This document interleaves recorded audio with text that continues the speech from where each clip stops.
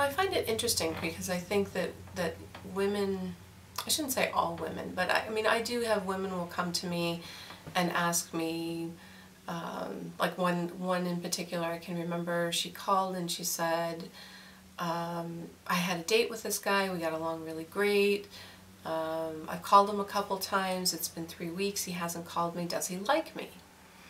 And before I even looked at the energy around, how he was feeling toward her, I couldn't help but ask her, was that okay with her? That he hadn't called her for 3 weeks. And the point was, we're so eager to find someone that will actually sit and wait for 3 weeks and think that that's okay. Doesn't that woman deserve someone who wants to call her tomorrow? Who just is that excited about who she is?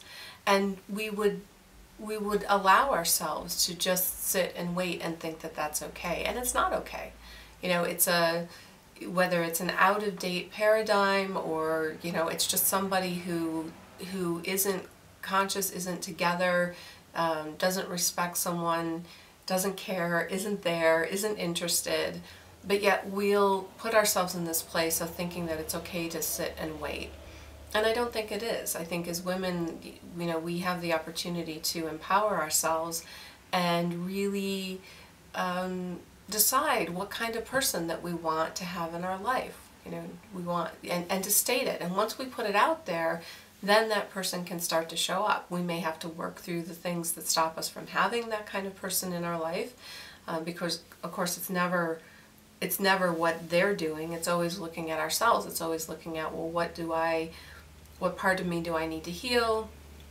I don't want to say what's missing, but where do I need to heal myself in order to actually have someone in my life who can really have me for me? And it reminds me of when I was younger, and I have no idea where this information came from, but I think it's another example of just how information has come to me over the years to help guide me. And I was about 12 years old, and somehow I don't know if I heard it or where it came from, but it was the notion that if I didn't love myself, no one else could love me. And so at 12, I devised my own exercise to basically teach myself how to love myself. And what I would do was I would sit in front of this floor-length mirror every morning before I got ready for school, and I would look into the mirror, look into my eyes deeply, and tell myself that I love myself. And I can tell you it was the most uncomfortable thing to do at the beginning. It felt, ugh, it just didn't feel good. But little by little, I got more and more comfortable with acknowledging my own presence, seeing myself through my own eyes, seeing me for me, and truly loving myself and embracing myself. And I do think that made a big difference in allowing me to be loved, to open up my space, to love others. I've never been afraid to love people, no matter what I knew was coming down the road, because you love somebody fully, there's going to be pain. Doesn't matter if it's a great relationship and at some point, they die, or it's, a relationship that ends in some kind of, drama or whatever. It's just the natural evolution of our life that at some point, you're going to leave or they're going to leave. That would be like an element of sadness, but you can't be afraid of that. That can't stop you from loving. So I've never been afraid to love. So if Kaden was a girl and you were giving advice to young women, what would be your advice? What is the kind of guidance you would give to young women today?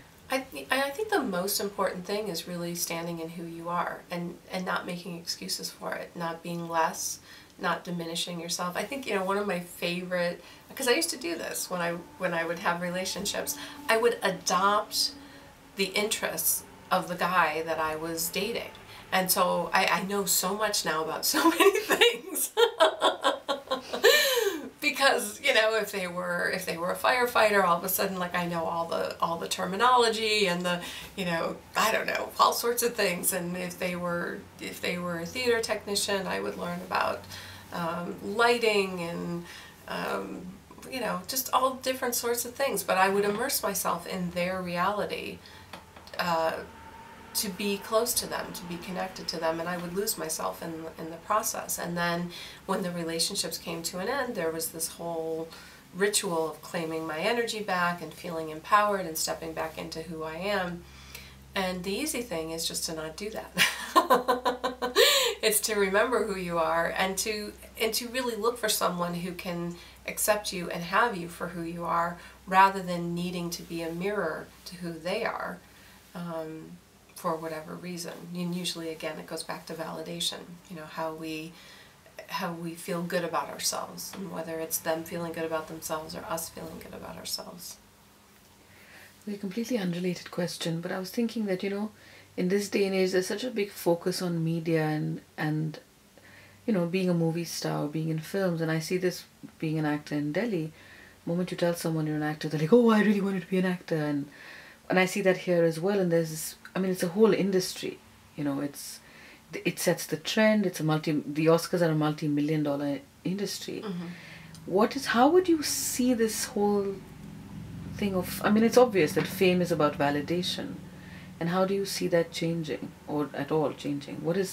I mean, I know so many people in every line of work are trying to get more coverage, whether it's publicity, it's endorsements, Mm-hmm. you know, it's having a blog, you know, and then you have social networking sites like Facebook, which they serve a purpose in a lot of ways, but they can also be detrimental if you don't have a healthy sense of.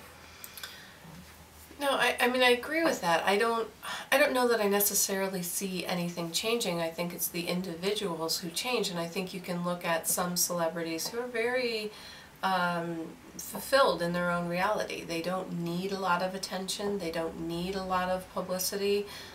They do what they do because they love to do it, for whatever reason that is, you know, whether they want to entertain people or they like to portray different realities, you know, whatever their reason is, it's something that comes from within them.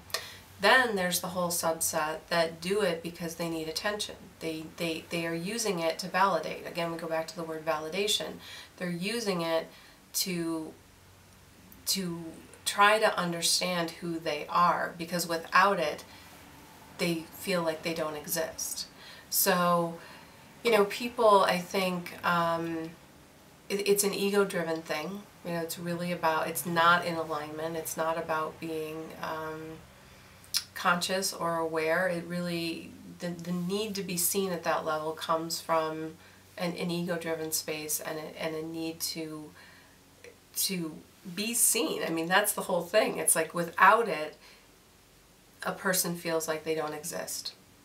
And so the key is to fill yourself with you and what you value and what's important to you, so that you exist regardless of who sees you. You exist regardless of what is going on around you, regardless of what this person thinks or that person thinks.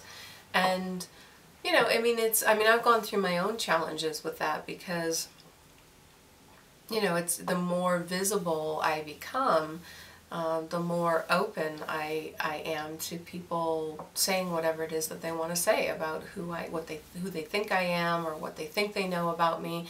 And ultimately, you know, unless you know me, you don't know anything about me. You know, I mean, you know, and that's not, my purpose isn't to be embraced by all. It's really just to share the information that I have, and if it works for you, great, and if it doesn't work for you, then there's you know, other people doing other work that may resonate more. But it's not about I don't need someone to see me to know who I am. I know who I am. Nice.